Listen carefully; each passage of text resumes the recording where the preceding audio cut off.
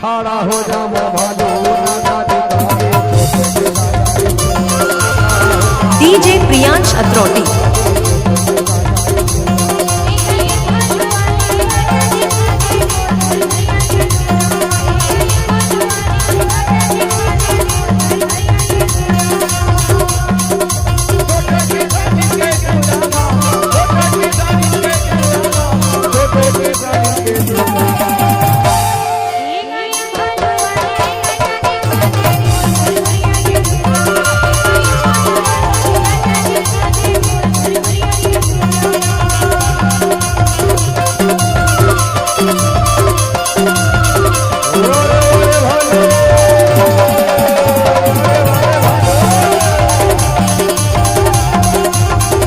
अपना YouTube channel आशीष राज अरमो 0.2 में हार्दिक अभिनंदन है।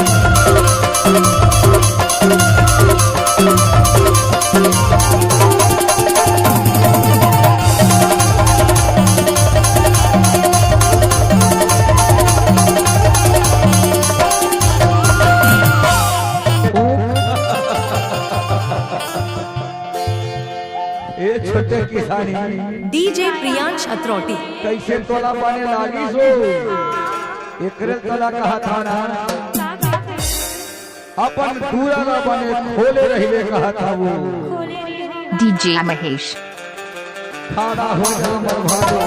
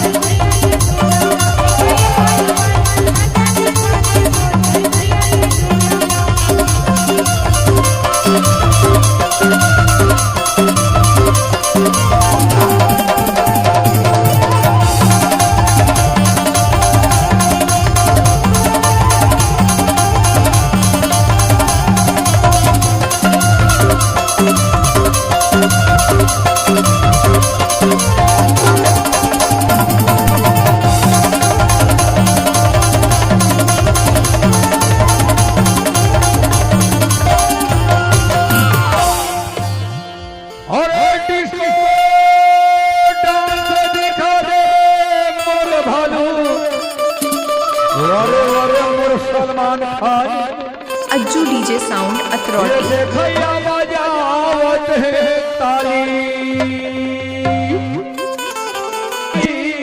तोर रुपया बरसे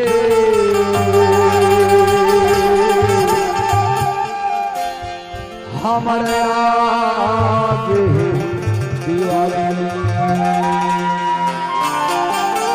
हमारे आगे दिवाली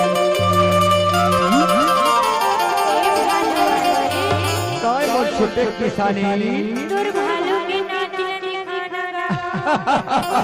डीजे ऑपरेटर आशीष राज अरमो। मोर भालू के नाम ला पूछा पार्टी मोर भालू के नाम है समारू पीता है साला बहुत दारू एकर ससुराल है यमारू खाता है पहाड़ी आलू तब कहता है काला भालू कमर हिलावाने